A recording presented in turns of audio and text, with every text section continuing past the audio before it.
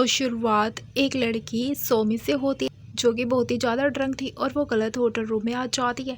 ये hotel room किसी और का नहीं था बल्कि ये फूशाओ का था जो कि शहर का सबसे रिचेस्ट पर्सन था, जो कि यहाँ पर मजे में सो रहा था। पर तभी सोमी उसके पास जाकर लेट जाती है और उसे हक कर रही होती है। तभी वो जल्दी से उसे दूर होता है और सोचता है कि पता नहीं किस बिजनेस पार्टनर ने उस लड़की को उसके पास भेज दिया, जबकि सब कुछ जानते हैं कि वो लड़कियों में कोई दिलचस्पी नहीं रखता है। पर तभी सोमी उसे पकड़ कर आगे से वो लुसाओ को किस करने लग जाता। तो लुसाओ कहता है कि तुम खुद ही मुझे प्रवोक कर रही हो और फिर वो उसके साथ नाइट स्पेंड कर लेता है। नेक्स्ट मॉर्निंग में जब सोमी की नींद खुलती है वो हैरान हो जाती है कि कल रात में मैंने कुछ ज़्यादा ही ड्रिंक कर ली थी और मैं गलत होटल रूम में आ गई थी और इस पर इस बंदे ने मेरा फ़ायदा उठा लिया है। पर सोमी यहाँ पर फुशाओ को देख रही होती है और सोचती है ये तो वो बंदा है जिसके साथ मैंने कल रात ड्रंक हालत में नाइट स्पेंड कर ली थी और वो उसे बहुत ही हैंडसम लग रहा होता है। सोमी सोचती है लेकिन ये मेरा फर्स्ट टाइम था। पर वो अपने आप को समझाती है कि रोने का टाइम नहीं है, मुझे जल्दी से यहाँ से भागना होगा। फिर वो तुरंत ही उसका हाथ अपने ऊपर से हटाकर उठ जाती है और फिर वो जल्दी से अपनी ड्रेस पहनकर यहाँ से निकल रही होती है। पर तभी सोमी को उसकी बेस्ट फ्रेंड का कॉल आता है और वो उसे पूछती है कि कल रात को तुम कहाँ चली गई थी। मैंने होटल के रिसेप्शन से पूछा था लेकिन तुम्हारा होटल रूम तो खाली था। तो सोमी बताती है कि मैं गलत होटल रूम में आ गई थी और अब मैं बाकी की चीज़ें तुम्हें बाद में बताती हूँ। और फिर वो जल्दी से यहाँ से भाग लेती है। फिर इसके बाद में हम देखते हैं लू साओ जब उठता है तो उसका असिस्टेंट यहाँ पर उसके कपड़े लेकर रूम में आ जाता है और रूम की यह हालत देखकर तो वो सोचता है कि मेरे प्रेसिडेंट तो इतने सालों से सिंगल थे, उनका पहली बार किसी लड़की ने एडवांटेज लिया है। सच में वो लड़की बहुत ही ज़्यादा कैपेबल होगी जिसने मेरे बॉस को अपना रूल ब्रेक करने के लिए मजबूर कर दिया, नहीं तो कभी भी किसी लड़की के साथ वैसा नहीं करते। पर फिर लू शाओ यहाँ पर बैठ जाता है और अपने असिस्टेंट को ऑर्डर देता है कि तुम सीसीटीवी फुटेज चेक करवाओ और पता करो कल रात को कौन सी लड़की मेरे रूम में आई थी। तो असिस्टेंट कहता है कि बॉस इसका मतलब कि आपको भी पता नहीं है कि कल रात कौन सी लड़की आपके रूम में आई थी। लू शाओ कहता है कि अगर मुझे मालूम होता तो मैं तुम्हें चेक करने के लिए थोड़ी ना बोलता। वो असिस्टेंट को टाइम दे देता है कि एक दिन के अंदर मुझे वो लड़की मिलनी चाहिए। तो असिस्टेंट कहता है कि बॉस में समझ गया और वो अपने काम के लिए वहाँ से चला जाता है। फिर दूसरी तरफ हम यहाँ पर देखते हैं सोमी को जो कि अपने घर में आ चुकी थी और वो सोचती है कि मुझे हॉस्पिटल में जाकर चेकअप करा लेना चाहिए ताकि कहीं उस बंदे की वजह से मुझे कोई बीमारी ना हो जाए। फिर हम देखते हैं कि सोमी डॉक्टर का अपॉइंटमेंट लेने के बाद जैसे डॉक्टर के ऑफिस के रूम में पहुँचती है तो वहाँ पर लू शाओ को देखकर वह हैरान हो जाती है और सोचती है क्या ये दुनिया इतनी ज़्यादा छोटी है, आखिर ये मुझे फिर से कैसे मिल सकता है। फिर वो कहती है कि सॉरी मैं यहाँ पर फीमेल डॉक्टर से मिलने आई थी और फिर ऐसा बोलकर वो जाने लगती है। तो लू शाओ उसे आवाज़ देकर कहता है कि तुम बिल्कुल सही जगह आई हो, एक्चुअली फ़ीमेल डॉक्टर अभी थोड़ी सी बिजी है तो उनकी जगह पे मैं आया हूँ। फिर वो उससे बैठने के लिए बोलता है। सो मैं सोचती है कि क्या कल रात ये भी ड्रंक था, इस वजह से इसे कुछ भी मालूम नहीं है, ये मुझे पहचान नहीं पा रहा है। फिर लू शाओ से उसके बारे में वो डिटेल्स वगैरह लेता है और उसकी प्रॉब्लम के बारे में पूछ रहा होता है। तो फिर सोमी उसे बताने लगती है। तो वो कहता है कि तुम मैरिड हो या फिर तुम्हारा बॉयफ्रेंड है।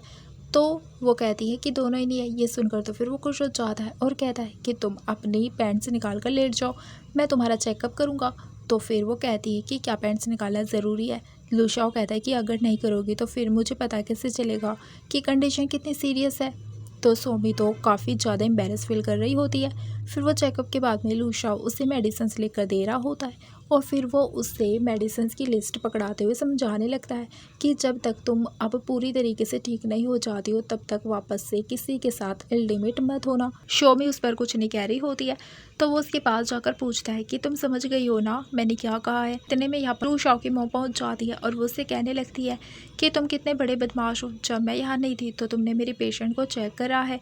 फिर लू शाओ की मोम सोमी से इस बारे में बताने लगती है कि एक्चुअली मैं डॉक्टर मैं हूँ, ये मेरा बेटा है, मैं अभी थोड़ी देर के लिए बाथरूम क्या गई थी, ध्यान रखने के लिए मैं बोलकर गई थी और मुझे नहीं पता था कि ये यहाँ पर मेरे पेशेंट को चेक करने लग जाएगा और देखो इसका चेकअप अभी माना नहीं जाएगा तो मैं वापस से तुम्हारा चेकअप करती हूँ। ये सुनकर तो सोमी और भी ज़्यादा हैरान हो जाती है। तो लू शाओ कहता है कि मोम वापस से चेकअप करने की कोई ज़रूरत नहीं है, मैंने आपकी जगह इसका चेकअप अच्छे से कर लिया, आखिर आपके साथ रहकर मुझे मेडिसिन की अच्छी खासी नॉलेज हो चुकी है।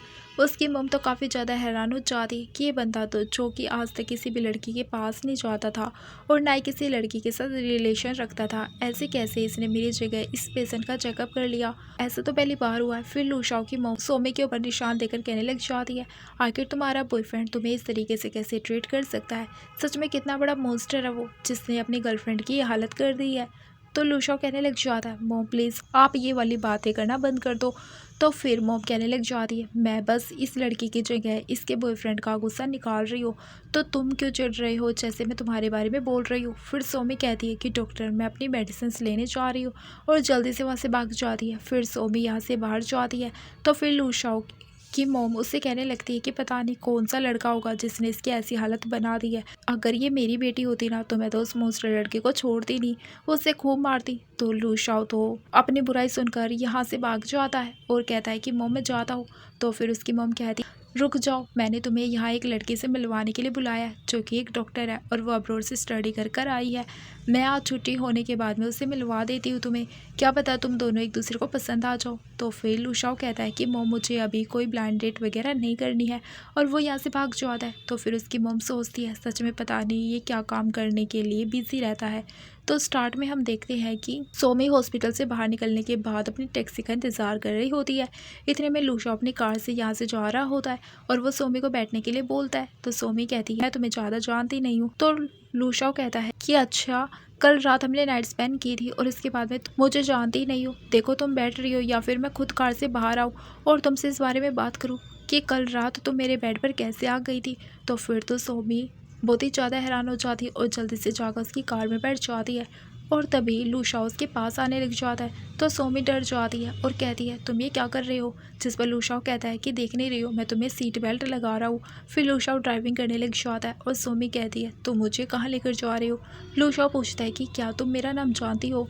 तो सोमी कहती है कि नहीं। तो लूशाओ कहता है कि अच्छा तुम मेरा नाम तक नहीं जानती और तुम्हारी इतनी हिम्मत हो गई कि तुम मेरे रूम में आ जाओगी। सोमी बताती है कि कल रात में मैं बहुत ही ज़्यादा ड्रंक हो गई थी और गलती से मैं तुम्हारे होटल रूम में आ गई।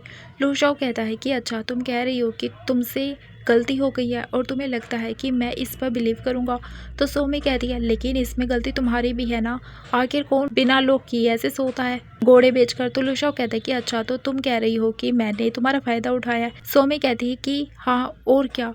तो लूशाओ उसे समझाता है कि देखो मैं एक नॉर्मल मैन हूँ और तुम मेरे रूम में आई थी और तुमने इनिशिएटिव ली थी और अब तुम मुझे गलत बता रही हो। तो फिर सोमी कहती है लेकिन कल रात को जो हुआ वो बस मिसअंडरस्टैंडिंग थी और देखो तो फिक्र मत करो, मैं तुम्हें परेशान नहीं करने वाली हूँ और ना ही मैं तुम्हें अपनी रिस्पॉन्सिबिलिटी लेने के लिए मजबूर करूँगी। बस तुम ये बताओ कि तुम्हें कोई बीमारी तो नहीं है ना। जो बात सुनते के साथ वो लूशाओ हैरान हो जाता है और वो तुरंत ही कार रोक देता है और कहता है तुमने क्या बोला। सोमी कहती है कि मैं पूछ रही हूँ कि तुम्हें कोई गंदी बीमारी तो नहीं है ना। देखो मेरी तो तुम्हें फिक्र करने की कोई ज़रूरत नहीं है क्योंकि मेरा तो फर्स्ट टाइम था इस बात पर। तो वो हैरान हो जाता और काफ़ी घूर कर उससे देखने लग जाता और कहता ओए ये मेरा भी पहली दफ़ा था। और इसके बाद में कहता है ऐसे कैसे तुम मेरी रिस्पॉन्सिबिलिटी नहीं लोगे। ये सुनते के साथ तो वो हैरान हो जाती है और सोमी कहती है आखिर तुम चाहते क्या हो। तो शाह उससे देखे जा रहा होता है। सोमी कहती है कि तुम फिर से वही चीज़ तो नहीं करना चाहते हो ना मेरे साथ। तो शाह कहता है कि मैं अभी नहीं करने के लिए थोड़ी ना कह रहा हूँ तुम्हें, तुम लाओ मुझे अपना नंबर दे दो। तो फिर सोमी को उसे अपना नंबर देना ही पड़ता है और फिर शाह से यहाँ पर वो अपना बिजनेस कार्ड पकड़ाने लग जाता है। जैसे सुमी उस पे उसका नाम पढ़ती है तो वो कहती है तुम्हारा नाम तो फू शाओ है, तुम्हारा सरनेम तो बिल्कुल उस रिचेस्ट मैन की तरह सेम कैसे है, तो क्या तुम भी फू फैमिली के साथ कोई कनेक्शन रखते हो। तो फिर वो कहता है बिल्कुल नहीं। तो चलो अब मैं तुम्हें घर पर लेकर चलता हूँ। तो फिर नेक्स्ट सीन हम देखते हैं सुमी अपनी फ्रेंड से मिलने रेस्टोरेंट गई होती है और सुमी की दोस्ती आपस से कहने लगती है कि वो मैनेजर हर पल तुम्हें परेशान करता रहता है, देखो उसे सबक सिखाना ही पड़ेगा। सुमी कहती है हाँ इतना बड़ा ओल्ड मैन हो गया है, मैं उसकी बेटी की उम्र की हूँ फिर भी वो एज का शर्म ना करके मुझ पर हरदम लाइन मारता रहता है। उसकी दोस्त कहती है एक काम करो तुम उसकी रिकॉर्डिंग करके उसकी वाइफ को उसकी असलियत क्यों नहीं दिखा देती हो। सुमी कहती है हाँ यही करना पड़ेगा। फिर उसकी फ्रेंड उससे आइडिया देती है कि वैसे अगर तुम जल्दी से एक बॉयफ्रेंड ढूंढ लोगी तो वो तुम्हें परेशान करना बंद कर देगा। तो सुमी कहती है लेकिन कहाँ से ढूंढूं। तभी हम देखते हैं कि शाओ भी इसी रेस्टोरेंट में बैठा होता है। तो फिर तभी यहाँ पर उसका फ्रेंड इससे मिलने के लिए आ जाता है और कहता है तुम आखिर अपनी ब्राइडल डेट पर क्यों नहीं गए, यहाँ पर क्या कर रहे हो। तो फिर उसका दोस्त उसे देखने लग जाता है कि कैसे फूसाओ उस लड़की को देख रहा है यानी कि सुमी को। तो उसका दोस्त कहने लग जाता, अच्छा तो तुम इस ब्यूटीफुल लड़की को देख रहे हो, अगर तुझे वो पसंद आ रही है तो उसे चेज़ क्यों नहीं करता, अगर तू नहीं करेगा तो फिर देख मैं कर लूँगा। तो शाओ कहता है कि ठीक है तू ही कर ले। फिर इतने में सुमी यहाँ पर वॉशरूम चली जाती है तो लू शाओ भी जल्दी से उसके पीछे जाता है। तभी हम देखते हैं सुमी को एक ओल्ड मैन परेशान कर रहा होता है। तो शाओ से कहती है कि तुम मुझे परेशान मत करो, मेरे पास पहले से बॉयफ्रेंड है और वो यहाँ पर आ जाएगा तो तुम बचोगे नहीं। इतने में यहाँ पर लू शाओ पहुँच जाता है और वो इस आदमी को गुस्से में देखता है, जिसकी वजह से आदमी डर के मारे वहाँ से भाग जाता है। फिर लू शाओ सोच रहा होता है कि एक हफ्ते पहले तो ये सिंगल थी और अब इतनी जल्दी इसका एक बॉयफ्रेंड भी हो गया। इस बात से तो वो काफ़ी जेलस हो रहा होता है और सुमी सोचती है लगता है उसने अभी भी मुझे देखा नहीं है, मैं जल्दी से यहाँ से भाग लेती हूँ। फिर वो अपना मुंह छुपाकर तुरंत ही वहाँ से भाग जाती है। वो इतने में फिर यहाँ पर लू शाओ का फ्रेंड हान पहुँच जाता है और वो कहता है क्या हुआ, तेरा कन्फेशन फेल हो गया क्या। फिर यहाँ पर हम देखते हैं कि सुमी अपना बिल पे करने गई होती है। इतने में वहाँ पर लू शाओ भी पहुँच जाता है और वो अपना कार्ड दे देता है बिल पे करने के लिए। तो फिर स्टाफ कहने लगती है कि मिस आपका बॉयफ्रेंड तो कितना ज़्यादा हैंडसम है। सोमी उसे तुरंत ही क्लियर कर देती है कि ये मेरा कोई बॉयफ्रेंड नहीं है और मैं तो इसे जानती तक नहीं हूँ। तो फिर वो कहता है कि सॉरी, मुझे तो आप दोनों कपल लगे इसलिए मैंने उन्हीं के कार्ड से आपका बिल भी पे कर लिया। लू शाओ बताता है कि मैं अपना बिल पे करने आया था और वो अपनी टेबल नंबर भी बताता है और फिर वो सुमी से कहता है कि तुम्हारे पास मेरा नंबर है ना, तो तुम मुझे पैसे ट्रांसफ़र कर देना। फिर यहाँ से कहते हुए वो जाने लग जाता है। तो सुमी कहती है कि ठीक है मैं भेज दूंगी और तुम एक्सेप्ट कर लेना। तभी सुमी की फ्रेंड उससे पूछने लगती है आखिर ये हैंडसम लड़का तुम्हें कहाँ मिल गया और तुम कैसे जानती हो और तुम्हारा नंबर उसके पास क्या कर रहा है। सुमी कहती है अरे यार सांस लेके बोल, कितना बोल रही है, मैं धीरे धीरे बताऊंगी ना कि मैं इसे इतना अच्छे से नहीं जानती हूँ। तो फिर इसकी फ्रेंड कहती है सोचो अगर ये हैंडसम बता तुम्हारा बॉयफ्रेंड बन जाएगा तो फिर मैनेजर तुम्हें परेशान करना तो भूल ही जाएगा। तो सुमी कहती है रहने दो, क्या पता वो मुझे बिल्कुल भी पसंद ना करता हो। दूसरी तरफ शाओ का फ्रेंड हानू से कह रहा होता है कि लगता है तो सच में उस लड़की को पसंद करता है तो उसे चेस क्यों नहीं कर रहा है। तो लू शाओ से कहता है कि नहीं पसंद नहीं करता। तो फिर इसका फ्रेंड कहता है कि ठीक है फिर मैं ही उसे चेस कर लूँगा। लू शाओ कहता है कि सोचना भी मत क्योंकि उसका पहले से बॉयफ्रेंड है। ये सुनते के साथ तो हान कहता है कि अच्छा अब मुझे समझ में आ रहा है कि तू इतना अपसेट क्यों बैठा है यार। और वो हंसने लग जाता है कि पहली बार तुझे कोई लड़की पसंद आई है पर वो है कि तुझे भाव ही नहीं दे रही है क्योंकि उसका तो पहले से बॉयफ्रेंड है। फिर इसके बाद में लू शाओ अपने घर पर होता है और तभी सुमी उसे मैसेज करती है और उसके पैसे उसे रिटर्न कर देती है। तो फिर लू शाओ तो बहुत ही अपसेट हो जाता है कि उसने मुझे पैसे के अलावा कोई मैसेज नहीं किया। फिर वो उसे खुद ही मैसेज करके पूछने लग जाता आगे से कि क्या इसके अलावा तुम्हें कुछ और बात मुझसे नहीं करनी है क्या। तो सुमी कहती है तुम्हें क्या चाहते हो कि मैं क्या बोलूँ। लू शाओ कहता है कि तुम्हें हम दोनों के बीच की डील याद नहीं है क्या। तो ये मैसेज पढ़कर वो सोचती है कि सच में इसने तो याद ही रखा हुआ है। तो वो कहती है कि अब आखिर मुझे डील पूरी करने के लिए कहाँ आना होगा। लू शाओ फिर गुस्सा हो जाता है और सोचता है कैसे टाइप की लड़की है, इसके पास बॉयफ्रेंड है फिर भी ये मेरे साथ इन्वॉल्व होना चाहती है, सच में कितनी चालाक लड़की है। फिर लू शाओ इसके बारे में सोचता है कि क्या पता वो अपने बॉयफ्रेंड को छोड़कर मेरे पास आना चाहती हो तो मुझे उसे एक चांस तो देना चाहिए। फिर वो उसे मैसेज करता है कि क्या इस चीज़ से तुम्हारे बॉयफ्रेंड को कोई दिक्कत नहीं होगी। सुमी सोचती है बॉयफ्रेंड, लगता है मैंने उस ट्रंक मैन को जो बोला था वो इसने सीरियसली समझ लिया है। सोचती है जाने दो ना, समझने दो, मेरा क्या चाहता है। फिर ये कह देती है कि तुम्हें क्या चाहते हो, मैं डील पूरी करूँ या नहीं करूँ, अगर नहीं चाहते तो कोई बात नहीं। तो फिर लू शाओ कहता है ठीक है कल 7 बजे तो मुझे मिलने आ जाना। तो फिर सुमी इसके लिए एग्री हो जाती है। वो तुरंत ही उसे फिर अपने विला के एड्रेस सेंड कर देता है और ये सोचती है कि क्या वो इतना अमीर है जो कि एक विला में रहता है। फिर ये सोचती है कि जाने दो ना, मुझे क्या है, वो जो भी है इससे मुझे क्या फ़र्क पड़ता है, मेरे और उसका कोई लेना देना थोड़ी ना है। फिर वो कह देती है कि ठीक है मैं टाइम पर आ जाऊंगी। पर यहाँ पर लू शाओ को तो शक हो रहा होता है और वो सोचता है कि मुझे तो यकीन ही नहीं हो रहा है कि वो सच में आने वाली है या नहीं, क्या पता वो मुझे बस फूल बना रही हो। फिर नेक्स्ट डे सुमी अपने ऑफिस से छुट्टी होने के बाद में निकलने वाली होती है। तभी आप उसका मैनेजर आ जाता है और कहने लगता है कि चलो हम दोनों साथ में मूवी के लिए चलते हैं। तो सुमी उसे साफ साफ इनकार कर देती है और मैनेजर से कहती है सॉरी मुझे अपने बॉयफ्रेंड के पास जाना होगा उससे मिलने के लिए। ऐसा बोलकर सुमी तुरंत ही ऑफिस के बाहर आ जाती है।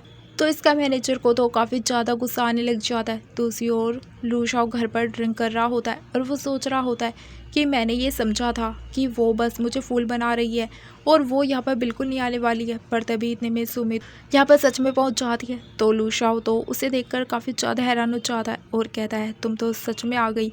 सुमी कहती है अगर तुम नहीं चाहते तो फिर मैं यहाँ से जा सकती हूँ। अभी की अभी। लूशाओ कहता है कि बिल्कुल नहीं, अब तुम यहाँ पर आई गई तो यहाँ से जा नहीं सकती हो, और तुम यहाँ आ गई हो तो तुम रिग्रेट भी नहीं कर सकती हो। सुमी कहती है कि ये बस लास्ट टाइम होगा, उसके बाद मेरा तुम्हारे ऊपर कोई भी कर्जा नहीं है और हम दोनों अलग हो जाएंगे। तो फिर लूशाओ कहता है अगर ये लास्ट बार है तो अच्छे से करेंगे।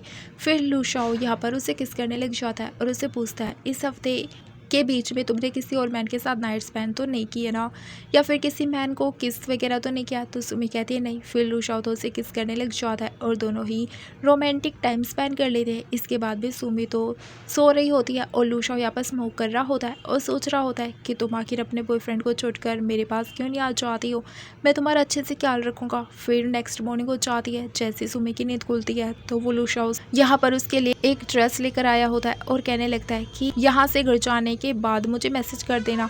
तो वो कहती है हम दोनों एक दूसरे को इतना नहीं जानते हैं। तो वो कहता है कि अच्छा 2 बार हम दोनों ने नाइट स्पेंड कर लिया और तुम अभी भी कह रही हो कि हम दोनों एक दूसरे को नहीं जानते हैं। तो सुमी कहती है वो जज काफ़ी डिफरेंट है, तो चलो अब तुम यहाँ से बाहर जाओ, मुझे अपनी ड्रेस चेंज करनी है। लूशाओ कहता है तुम तो ऐसे ही छुपा रही हो जैसे मैंने कुछ देखा ही नहीं है।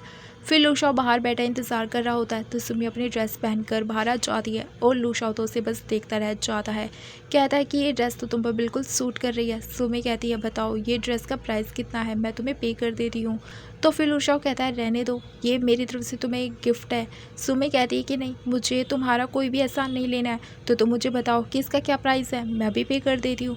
तो फिर लूशाओ कहता है कि ठीक है, अगर तुम्हें पे करने का इतना शौक है तो कर दो, ये 52,000 का है। ये सुनते के साथ तो सुमी बहुत ही ज़्यादा हैरान हो जाती है और सोचती है अगर मुझे पहले से पता होता ये ड्रेस इतनी महंगी होगी तो मैं तो इसे कभी टच भी ना करती, पहनने की तो बात काफ़ी दूर है।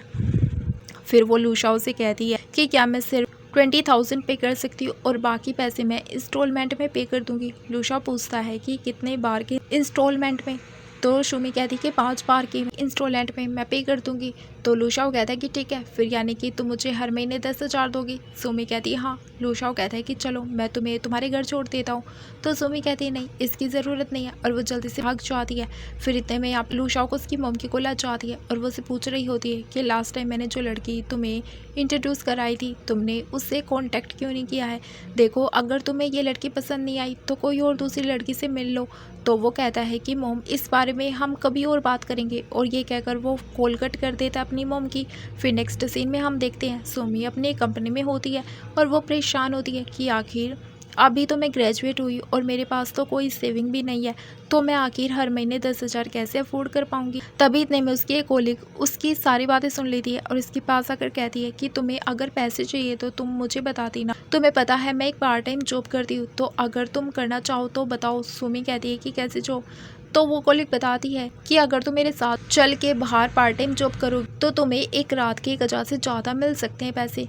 सुमी पूछती है कि क्या बार में काम करना सही भी होगा। तो फिर इसकी कोलिग कहती है कि तुम इसकी फ़िक्र मत करो, और देखो अब सब कुछ लोग के हिसाब से चलता है तो कोई तुम्हें फोर्स करने की कोशिश भी नहीं करेगा, और ऊपर से मैं भी तो हूँ ना तुम्हारे साथ तुम्हारा ख्याल रखने के लिए। सुमी भी इसके लिए इजीली मान नहीं रही होती है। तो फिर इसकी कोलिग इसे कैसे भी करके मना लेती है, यानी कि बड़े बड़े सपने दिखाकर कि तुम्हें पैसों की ज़रूरत है ना तो मान जाओ, और फिर वो उसे लेकर क्लब में पहुंच जाती है। फिर हम यहाँ पर लूशाओ को देखते हैं जो कि अपने दोस्तों के साथ यहाँ पर बार में आया होता है और वो सुमी के बारे में सोचते हुए काफ़ी सारी ड्रिंक कर रहा होता है। तभी इसका दोस्त कहता है कि लगता है तू बहुत ही अपसेट है, और उसका मूड ठीक करने के लिए यहाँ पर वो बहुत सारी लड़कियों को बुलाता है। तभी हम देखते हैं सुमी अपनी कोलिग से कहने लगती है कि मुझे इतनी छोटी ड्रेस नहीं पहननी है, ये कितने रिवीलिंग है। तो फिर इसकी कोलिग कहती है अब तुम यहाँ से नहीं जा सकती हो, देखो मैंने यहाँ के बॉस से भी बात कर ली है, और वो जल्दी से सुमी को लेकर अंदर चली जाती है। तभी हम देखते हैं लूशाओ की नज़र सुमी पर पड़ जाती है और सुमी भी उसे देख के डर जाती है। लूशाओ सोचता है कि ये क्या कर रही है, और वो भी ऐसी छोटी ड्रेस में। फिर यहाँ पर उसका फ्रेंड हान कहने लग जाता है कि मेरे फ्रेंड को इसमें से कोई भी लड़की पसंद नहीं आई है, तो तुम सब यहाँ से बाहर जाओ। तभी एक दूसरा लड़का कहने लग जाता है कि मिस्टर लूशाओ को अगर कोई लड़की चूज़ नहीं करनी है तो कोई बात नहीं, मैं कर लेता हूँ। फिर यहाँ पर वो तो सुमी को ही चूज़ कर लेता है और कहता है कि मेरे साथ आकर ड्रिंक करो। सुमी इस काम को करने से साफ मना कर देती है। तो फिर उसकी कोलिग उसे मनाने लग जाती है कि देखो आप यहाँ पर आ गई हो तो तुम्हें काम पूरा करना चाहिए, और तुम्हें बस जाकर ड्रिंक ही तो सर्व करनी है। तो फिर सुमी उस आदमी के पास चली जाती है और फिर उसे वो खुद यहाँ पर लूशाओ के पास आकर बैठ जाती है उसकी कोली को, और उसे वो चेस करने लग जाती है। लेकिन हमारा लूशाओ था जो कि उसे तो भाव ही नहीं दे रहा होता है, वो तो बस यहाँ पर सुमी की तरफ देखे जा रहा था। तो उसे तो काफ़ी गुस्सा आ रहा होता है। सुमी यहाँ पर उस लड़के को ड्रिंक सर्व कर रही होती है, तो वो लड़का कहता है कि नहीं मुझे एक किस चाहिए। सुमी तो उसे मना कर देती है कि मैं इस काम के लिए नहीं आई हूँ सर, मैं बस एक वेटर हूँ। पर ये लड़का तो यहाँ पर मान ही नहीं रहा होता है और वो सुमी को पकड़ कर उसे ज़बरदस्ती किस करने की कोशिश करता है। तो सुमी तो तुरंत ही उस लड़के को एक थप्पड़ लगा देती है। तो फिर वो कहता है कि तुम्हारी इतनी हिम्मत हो गई, तुम मुझे मारोगी। तो फिर वो कहती है कि सॉरी लेकिन मैं बस एक वेटर हूँ, मैंने आपसे कितनी दफ़ा कह दिया मैं इस काम के लिए नहीं आई हूँ जो आप मुझसे करवाना चाहते हैं। तो फिर वो लड़का कहने लग जाता है कि तुम्हें पैसे चाहिए ना, तो बताओ मैं तुम्हें अभी के अभी दे देता हूँ। और फिर वो उसे अपना पैसों का कार्ड देने लग जाता है। सुमी फिर भी मना करने लग जाती। तो उसकी कोली कहती है अब ज़्यादा एटीट्यूड मत दिखाओ, तुम्हें तो खुश होना चाहिए कि तुम्हें इतनी अच्छी जॉब जो मिली है। तो सुमी उसके ऊपर चिल्लाने लग जाती कि तुम्हारा बस बहुत हो गया है, तुम यहाँ पर मुझे झूठ बोल कर लेकर आई हो। हाँ माना कि मुझे पैसों की ज़रूरत थी, लेकिन मैं ये सारे काम नहीं करूँगी और मैंने तुमसे ये चीज़ पहले ही क्लियर कर दी थी। पर ये आदमी तो फिर भी नहीं मान रहा होता है और सुमी को हरास करने की कोशिश करता है सब लोगों के सामने। तो वो उसे कहती है कि छोड़ दो मुझे। तभी इतने में यहाँ पर लूशाओ गुस्से में उठता है और वो फिर सुमी को उस आदमी से दूर करता है और उसे कहता है कि ये मेरी है, और फिर ये कहकर वो उसे वहाँ से लेकर चला जाता है, यानी कि सुमी को। लूशाओ का दोस्त तो यहाँ पर हैरान हो जाता है कि आज तक तो ये किसी भी लड़की में इंटरेस्टेड नहीं था और आज पहली बार वो किसी लड़की को इतना ज़्यादा प्यार करने लगा है, इतना ज़्यादा पसंद करने लगा है। यहाँ पर सुमी की जो कोलिक होती है वो तो काफ़ी जेलस फील कर रही होती है कि मिस्टर लूशाओ जैसा रिच बंदा इस सुमी जैसी लड़की को कैसे पसंद कर सकता है, वो तो सिर्फ मुझे पसंद करना चाहिए। फिर यहाँ पर हम देखते हैं कि लूशाओ सुमी को लेकर बाहर आ जाता है। तभी वो उससे कहती है कि मुझे यहाँ पर उतार दो। तो लूशाओ फिर उसे उतार देता है और पूछता है कि तुम यहाँ पर क्या कर रही हो। सुमी कहती है कि मुझे बचाने के लिए थैंक यू, लेकिन अब मैं घर जा रही हूँ। तभी लूशाओ उसे रोकता है और कहता है कि पहले तो मुझे एक्सप्लेन करो। तो फिर वो बताती है कि मेरी कोलिग मुझे यहाँ पर झूठ बोल कर लेकर आई थी, उसने बोला था कि मुझे यहाँ पर अच्छा काम करना होगा, पर मुझे नहीं मालूम था कि यहाँ पर ऐसा काम होता है। तो फिर लूशाओ कहता है कि तुम कितनी बुद्धू हो ना, तुम्हें समझ नहीं आया, वो तुम्हें फूल बनाकर यहाँ पर लेकर आई है, तुम पता नहीं क्या सोचती हो। और हाँ तुम्हें अगर इतने पैसे की कमी है तो तुम एक अच्छा काम कर सकती हो, यहाँ पर क्यों काम करने के लिए आ गई। तो फिर वो कहती है कि 50,000 में इतनी जल्दी कहाँ से लेकर आऊँगी। लूशाओ कहता है कि तुम्हारे पास तो बॉयफ्रेंड था ना, तो क्या वो तुम्हारी मदद नहीं कर पा रहा है पैसों के लिए। तो फिर सुमी कहती है कि मेरे पास खुद के हाथ पैर है, मैं खुद कमा सकती हूँ और अपना एक्सपेंसिव उठा सकती हूँ, मुझे उसकी ज़रूरत या फिर मुझे किसी की भी ज़रूरत नहीं है। तो फिर लूशाओ से कहता है कि ये जगह तुम्हारे लिए सेफ़ नहीं है, तो यहाँ पर काम मत करना। तो वो कहती है ठीक है मैं समझ गई। फिर यहाँ से वो जाने लगती है, लेकिन लूशाओ कहता है कि क्या तुम्हें घर में छोड़ दूँ। सुमी कहती है कि नहीं इसकी ज़रूरत नहीं है, मैं अपनी टैक्सी से चली जाऊँगी। तो लूशाओ कहता है कि वो भी ऐसी ड्रेस पहनकर तुम टैक्सी से जाओगी। फिर वो तुरंत ही उसे अपना कोट पहना देता है और उसे कवर करता है और कहता है कि अब ठीक है, देखो जिद मत करो, बहुत रात हो गई है, मैं तुम्हें घर छोड़ देता हूँ। सुमी फिर मान जाती है और सोचती है क्या ये इतना फ्री है, और फिर लूशाओ उसका हाथ पकड़ के वहाँ से लेकर जाने लग जाता है।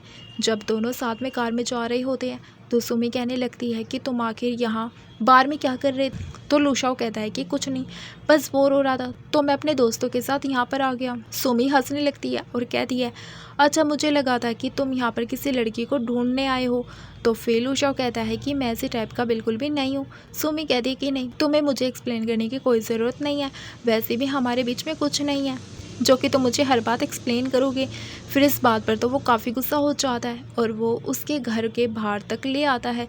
सुमी उसका कोट उसे देने वाली होती है, लेकिन लूशाओ कहता है कि रहने दो, इसलिए इसे क्लीन करने के बाद मुझे लौटा देना।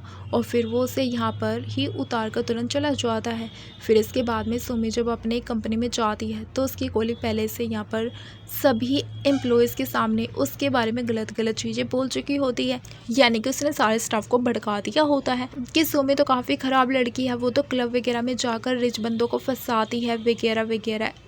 उसके बारे में काफ़ी झूठी रूमर्स फैला दी होती है। तो सुमित को तो काफ़ी गुस्सा आ जाता है और वो सभी के सामने उस कोलिक के ऊपर चिल्लाने लग जाती है और सभी को उसकी असलियत के बारे में बताती है कि कैसे उसे वो धोखे से क्लब में लेकर गई थी काम करवाने के लिए और वहाँ पर उसने अपने आप को बेचने का भी कहा। फिर सभी लोगों को पता चल जाता है कि ये लड़की कितनी ज़्यादा झूठी है। तो यहाँ पर फिर सभी इसके बारे में बुरी बुरी बातें करने लग जाते हैं। इससे तो दूर ही रहना बनता है, नहीं तो फिर ये एक दिन हमें भी ऐसे क्लब में ले जाएगी हमारी मजबूरी का फ़ायदा उठाकर और फिर अगले दिन हमें भी बदनाम करेगी और ऐसी रूमर्स फैलाएगी।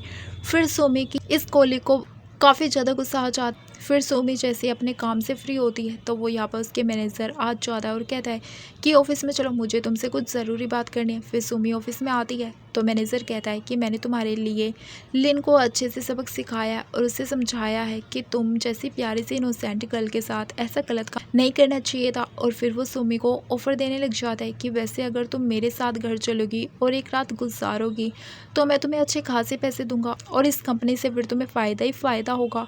सोमी उसके ऊपर चिल्लाती है और मैनेजर से कहती है बकवास बातें करना बंद कर दो और यहाँ पर कैमरास भी लगे हुए हैं, अगर तुमने फालतू बकवास की तो अच्छा नहीं होगा।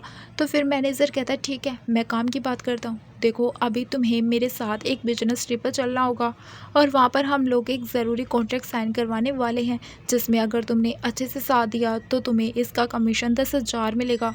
सोमी पैसे के बारे में सुनकर तो काफ़ी खुश हो जाती है और तुरंत मान भी जाती है और फिर मैनेजर तो काफ़ी खुश हो जाता है और अब उसका वो फ़ायदा उठा सकता है। फिर नेक्स्ट सीन में हम देखते हैं लू शाओ की ग्रैंड मॉम उससे कॉल पर चिल्ला रही होती है कि तुम पूरे 30 साल के हो चुके हो लेकिन शादी करने का तुम नाम ही नहीं ले रहे हो। मुझे भी अब ग्रैंडसन देखना है और देखो मैं नहीं जानती, अगर तो मेरी ग्रैंड डॉटर इन लोग को जल्दी घर नहीं लेकर आए ना तो फिर अच्छा नहीं होगा, तो फिर जल्दी से शादी कर लो। फिर जैसे ही लू शाओ कॉल कट करता है तो यहाँ पर जो उसकी बिजनेस पार्टनर मिस लीसा बैठी होती है वो तो उसे कहने लगती है कि लगता है तुम्हारे घर वाले तुम्हें शादी के लिए फोर्स कर रहे हैं। तभी इतने में यहाँ पर सुमी का मैनेजर उसे और लिन को लेकर पहुँच जाता है। लीसा तो यहाँ पर लू शाओ को देखकर खुश हो जाती है और उसके पास आकर कहने लगती है कि तुम तो कितने ज़्यादा ब्यूटीफुल हो। सुमी तुरंत ही यहाँ पर अपना इंट्रोडक्शन कराने लग जाती है और अपनी कंपनी का नाम बताती है। तभी इतने में सुमी और लू शाओ एक दूसरे को देखते हैं और हैरान हो जाते। सुमी सोचती है आखिर ये मुझे हर जगह कैसे मिल जाता है और फिर वो मिस लिन लू शाओ को नोटिस करती है कि लू शाओ तो सिर्फ सुमी को ही देखे जा रहा होता है। तभी इतने में लू शाओ उससे आवाज़ देकर बुलाता है तो फिर वो उसके पास जाती है और पूछती है कि क्या तुम भी उस लड़की में इंटरेस्टेड हो। तो मैं तुम्हें बता दूं कि मुझे भी वो पसंद है, तो अगर तुमने जल्दी से उसे चेज़ नहीं किया तो फिर किसी और को वो मिल जाएगी।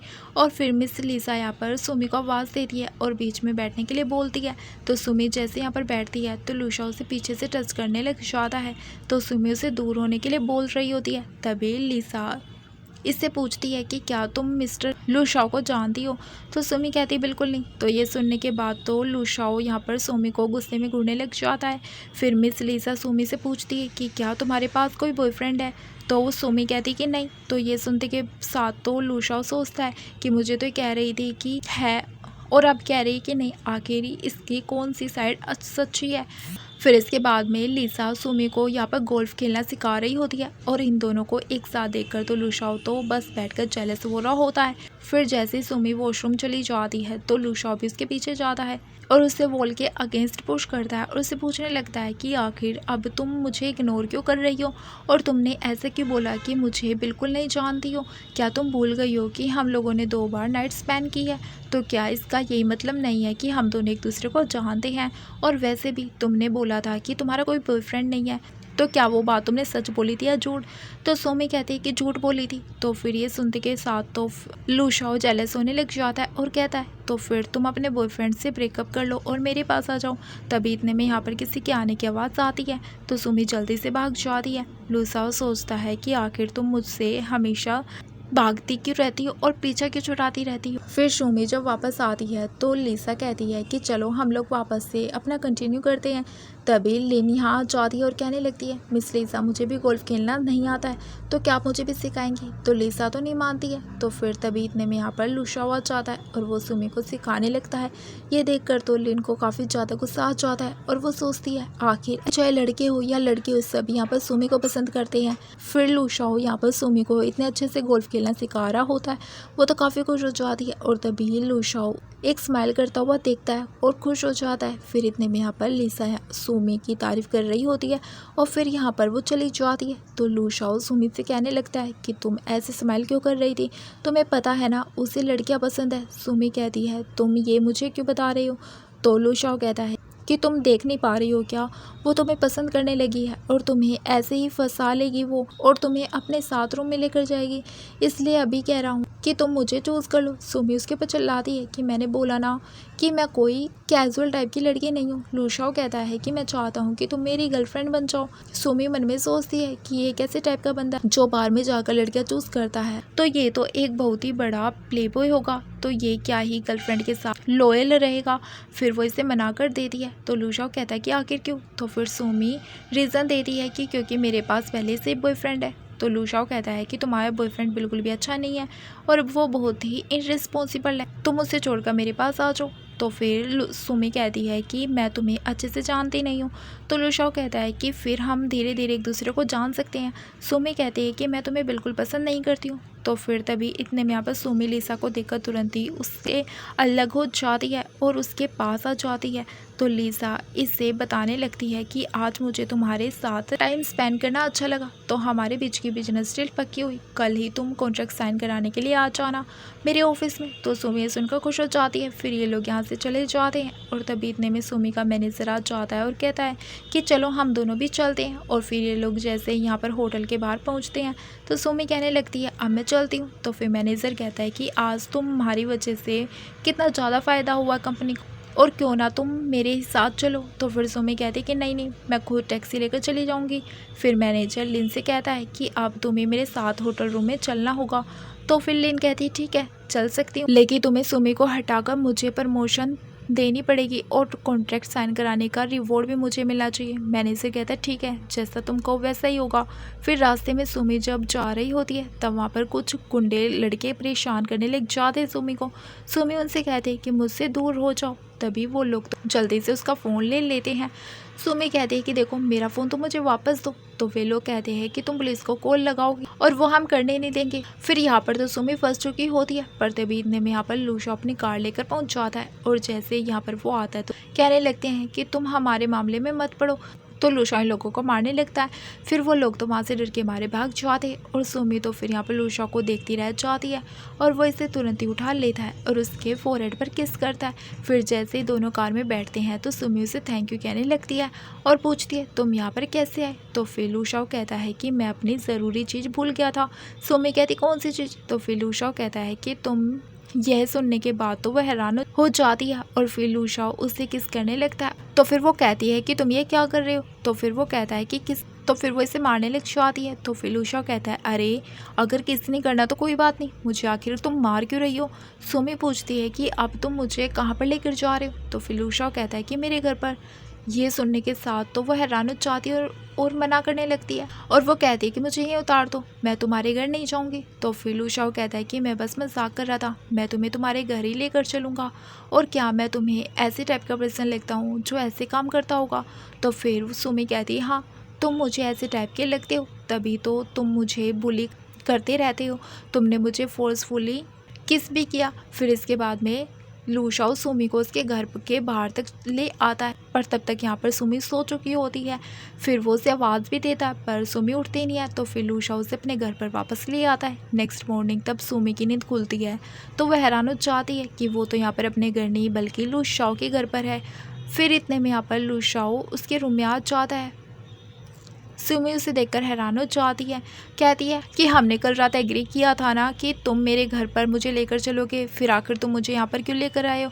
तो फिर लू शाओ बताता है कि कल रात तुम ऐसे घोड़े बेचकर सो रही थी कि मैंने कितना उठाने की कोशिश की पर तुम तो उठ ही नहीं रही थी, तो मेरे पास ऑप्शन नहीं था, इसलिए मैं तुम्हें अपने घर पर ले आया। तो फिर सुमी कहती है आखिर तुम मेरा ऐसे फ़ायदे कैसे उठा सकते हो। लू शाओ कहता आखिर तुम ऐसा कैसे बोल सकती हो, एक तो कल रात मैं तुम्हें यहाँ पर अपने घर पर लेकर आया और इतने अच्छे से तुम्हें अपने बेड पर सोने दिया, और तुम मुझे थैंक यू बोलने की बजाय ये सारी बातें सुना रही हो। तो फिर सुमी कहती है अच्छा सॉरी। तो फिर लू शाओ कहता है सिर्फ सॉरी से काम नहीं चलेगा। तो सुमी तुरंत ही क्लियर कर देती है कि तुम कुछ भी लिमिट क्रॉस करने वाले काम मुझे करने के लिए मत देना, वो मैं करने वाली नहीं हूँ। तो फिर लू शाओ कहता है आखिर ये काम कौन सा है। तो फिर सुमी कहती है कि जैसे अगर तुम मुझे बोलोगे कि मैं तुम्हें किस करूँ तो मैं तुम्हें कभी नहीं करने वाली हूँ। लू शाओ कहता है कि क्या मैंने अभी तुम्हें किस करने के लिए बोला है।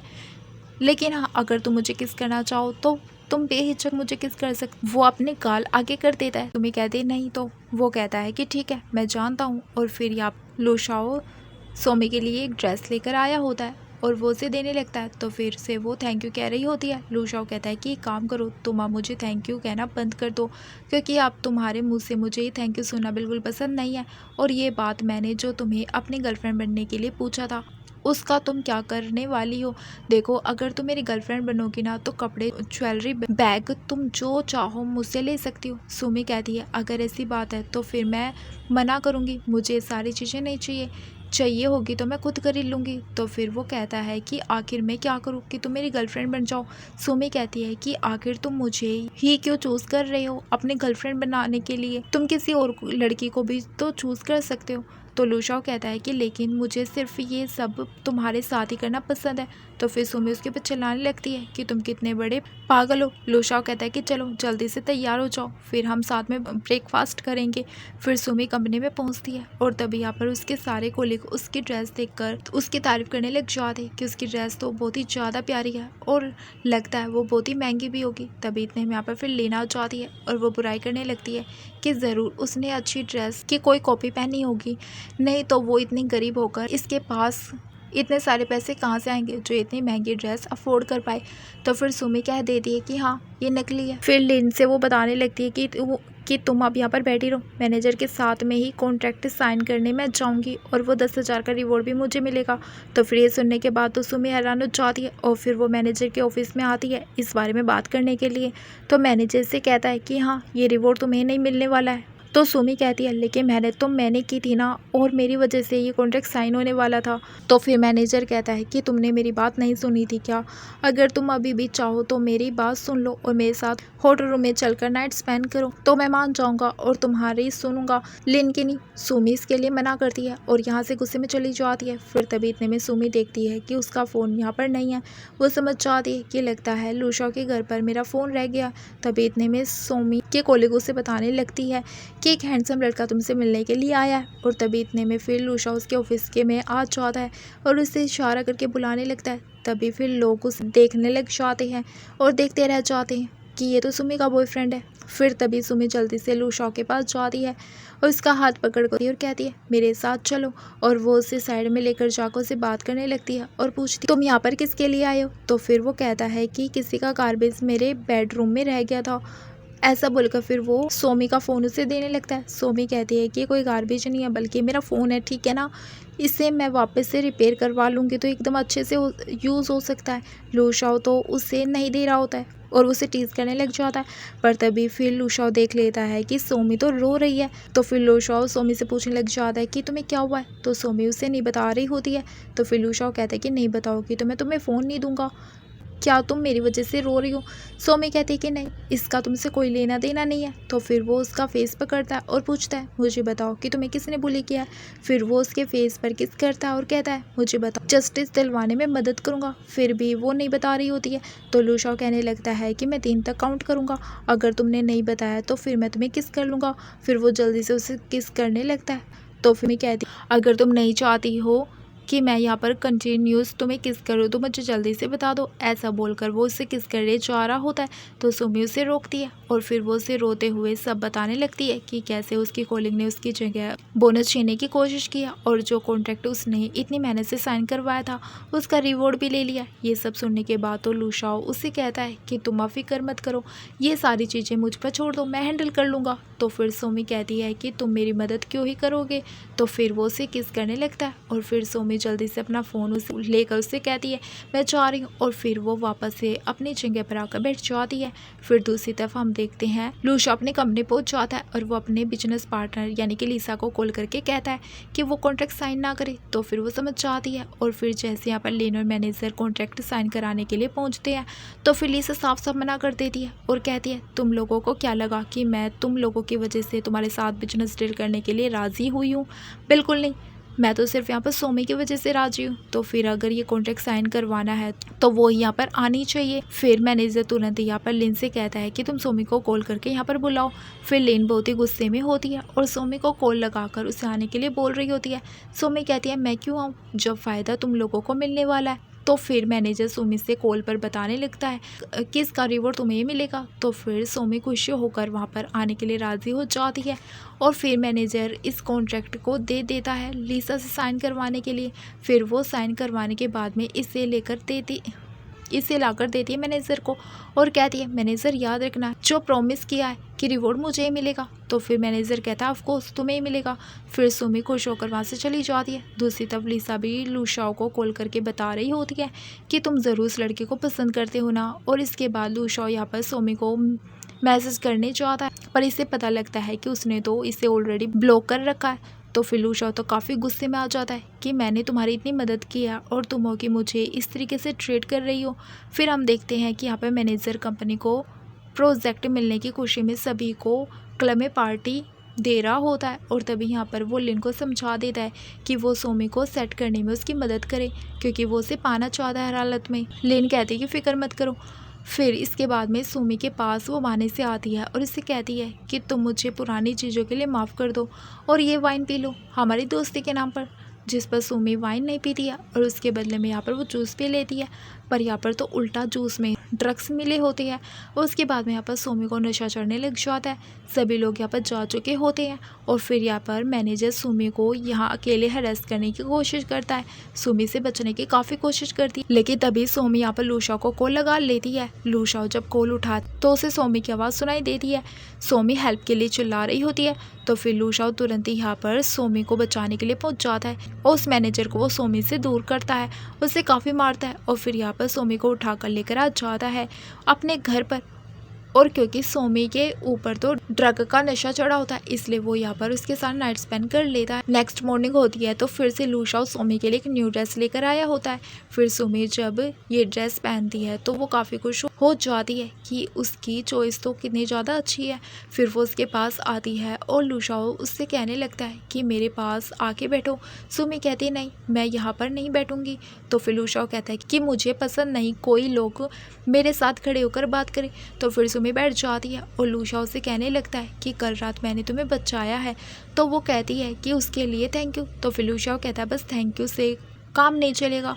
फिर सोमी कहती है कि कल रात तुम खुद मेरे एंटीडोट बनने के लिए आए थे, मैंने तुम्हें नहीं बुलाया था। तो लूशा कहता है कि अच्छा कल रात तुमने एक तो मेरा फ़ायदा उठाया और अब तुम यहाँ पर ऐसे मुकर रही हो। तो फिर वो कहती है कि तुम क्या चाहते हो। लूशा कहता है कि मैं चाहता हूँ कि तुम मेरी गर्लफ्रेंड बनो, जिसके लिए वो मना करने लग जाती है। तो फिर लूशा कहता है कि हमने इतनी बार ये सब कुछ किया है और तुम अभी भी मुझे डिनाई कर रही हो, क्या अपने उस बॉयफ्रेंड की वजह से। तो सोमी कहती है कि इससे उसका कोई लेना देना नहीं है, बल्कि मैं ऐसे कोई बिना रीज़न के तुम्हारी गर्लफ्रेंड बनने के लिए तो हाँ नहीं बोल सकती हूँ ना।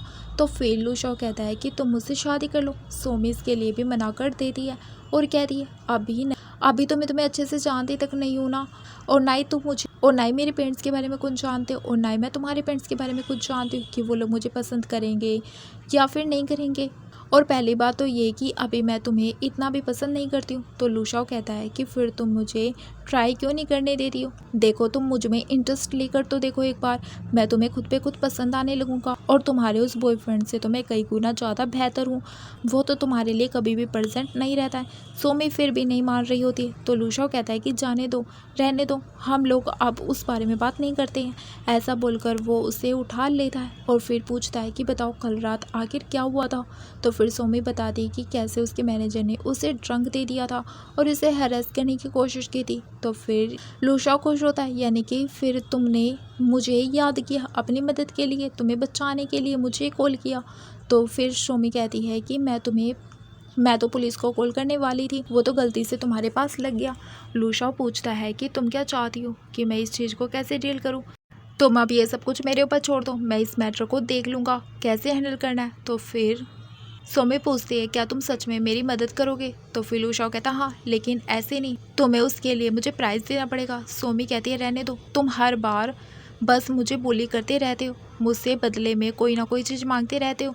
लूशा कहता है कि मैं कोई ऐसी चीज़ थोड़ी ना मांगने वाला हूँ जो तुम अफोर्ड ना कर सकती हो। तो फिर वो मान जाती कि ठीक है तुम क्या चाहते हो। तो फिर लूशा कहता है बस एक किस दे दो, और ऐसा बोलकर वो जल्दी से उसे किस करने लग जाता है। और फिर उसके बाद हम देखते हैं लूशा अपने असिस्टेंट को लूशा अपने ये मैटर सॉल्व करने का ऑर्डर दे देता है और फिर उसके बाद में सोमी जैसे कंपनी पहुंचती है तो उसकी जो कोलीग लीन होती है वो इसके बारे में सभी को उस बारे में न्यूज़ मिल जाती है कि उसका उल्टा मैनेजर के साथ में फिर चल रहा है और वो सुमी का नाम ख़राब करने की काफ़ी कोशिश करती है और उसने उसे फंसाया भी था। फिर लिंस हैरान हो जाती है कि सभी लोग उसकी असलियत जान चुके और फिर लिन को काम से भी निकाल दिया जाता है। दूसरी तरफ मैनेजर को भी उसकी वाइफ बहुत चिल्ला रही होती है कि उसे चीट करने की। फिर इसके बाद में हम देखते हैं कि कैसे एक हफ्ता बीत जाता है और सोमी यहाँ पर एक मिस्टर फैंग से मिलने जाती है जिसका वो पार्ट टाइम जॉब करने वाली थी उसका पेट संभालने का, और उसे वो बताता है कि मैं अभी एक हफ्ते के लिए कहीं बाहर जाने वाला हूँ तो तुम मेरे पेट का ध्यान रखना होगा। फिर सोमी यहाँ पर डील करने के बाद मिस्टर फैंग के साथ अपने घर आ रही होती है और वो इसे यहाँ पर बाय बोलने के बाद चली जाती है। तभी हम देखते हैं लूशा यहाँ पर कार में बैठा होता है और वो सोमी का इंतजार कर रहा होता है और वो उस आदमी को यहाँ से जाते हुए देख लेता है तो जल्दी से वो सोमी के पास आकर पूछने लगता है कि वो बंदा कौन था। लूशा कहने लगता है क्या वो तुम्हारा बॉयफ्रेंड था और तुम यहाँ पर किसी और मैन के साथ घूम रही हो। तो वो उससे सब एक्सप्लेन करने लगती है कि वो तो बस उसका नया बॉस है जिसके लिए वो यहाँ पर पार्ट टाइम जॉब करने वाली है उसका पेट संभालने का। तो फिर ये सुनने के बाद तो लूशा शांत हो जाता है और फिर वो सोमी के साथ उसके घर पर आ जाता है और वो उसे पानी लेकर देती है और फिर सोमी कहती है कि तुमने कहा था ना कि तुम पानी पीने के बाद यहाँ से चले जाओगे तो जल्दी पियो और जाओ। तभी लूशा उसका हाथ पकड़ लेता है और उसके ऊपर रेस्ट करने लग जाता है और बताता है कि तुम्हें पता है मैं एक हफ्ते से बिजनेस ट्रिप के लिए गया हुआ था और सिर्फ काम में ही लगा हुआ था तो क्या तुम मुझे थोड़ा सा भी यहाँ पर रेस्ट नहीं करने दोगी। तो फिर सोमी सोचती है अच्छा ये तो काम से बाहर गया हुआ था और मुझे लग रहा था कि ये दूसरी लड़कियों को चेस कर रहा है और इससे तो मेरी याद तक नहीं आई। फिर इसके बाद में रात में सोमी की नींद खुलती है। वो सोचती है कि मैं यहाँ पर बेड पर कैसे हूँ। फिर लूशा इतने में सावर लेकर बाहर आ जाता है और सोमी उसे ऐसे देखकर हैरान हो जाती है और कहती है तुम मेरे बाहर टॉवल के साथ क्या कर रहे हो। तो फिर लूशा कहता है कि मेरे पास इसके अलावा कुछ और नज़र ही नहीं आया और फिर यहाँ पर ही वो लेट जाता है और कहता है आज रात मैं यहीं पर रहूँगा। सोमी कहती है तुम यहाँ पर नहीं रह सकते हो, तुम्हें निकलना होगा और मेरे साथ सेम बेड पर तो बिल्कुल नहीं। लूशा कहता है लगता है तुम भूल गई हो, मैंने भी तुम्हें अपने घर पर अपने बेड पर सोने दिया था। तो सोमी कहती है लेकिन मेरे पास तो एक ही बेड है ना। तो फिर लूशा कहता कोई बात नहीं, तुम भी मेरे पास लेट जाना, वैसे भी पूरी जगह तुम्हारी है, तुम्हारा जहाँ मन करे तुम वहाँ रह सकती हो।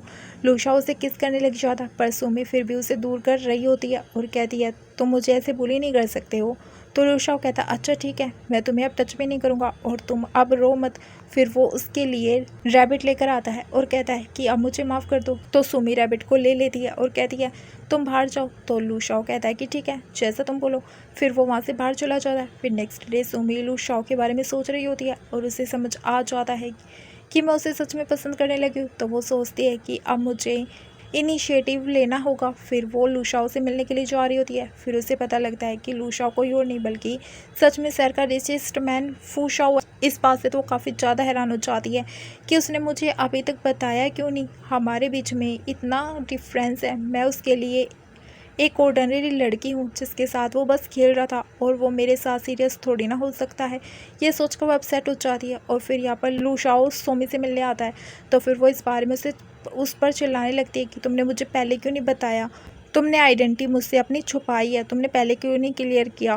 फिर फूशाओ कहने लगता है कि देखो मैंने जानबूझकर तुमसे कुछ भी नहीं छुपाया है। और फिर यहाँ पर लूशाओ उससे मिलने जाता है। फिर वो उसे बताता है कि मैं तुम्हें सचमुच में बहुत ही ज़्यादा पसंद करता हूँ। सोमी फिर भी नहीं मान रही होती है। तो फिर वो कहती है कि मुझे थोड़ा टाइम दो। फिर लूशाओ कहता है ठीक है। फिर जब वो यहाँ से चला जाता है तो फिर काफ़ी समय तक सोमी और फिर लूशाओ एक दूसरे से दूर रहते हैं और फिर सोमी को अब एहसास होने लगता है कि उसे लूशाओ को चेस करने देना चाहिए। और फिर यहाँ पर हम देखते हैं कि लूशाओ अपने घर पर होता है और सोमी को वो याद कर रहा होता है, बहुत याद करके बहुत ही अपसेट हो रहा होता है। तभी इतने में यहाँ पर सोमी उसके घर पर आ जाती है और सरप्राइज़ देती है। वो तो बहुत ही ज़्यादा खुश हो जाता है और फिर वो उसे बताती है कि मैं भी अब तुम्हें बहुत ही ज़्यादा पसंद करती हूँ और अब देखो मैंने खुद इनिशिएटिव लिया है। और फिर दोनों ही किस करने लग जाते हैं। और दोस्तों इसी के साथ में हमारी इस ड्रामा की हैप्पी एंडिंग हो जाती है। Thank you for watching.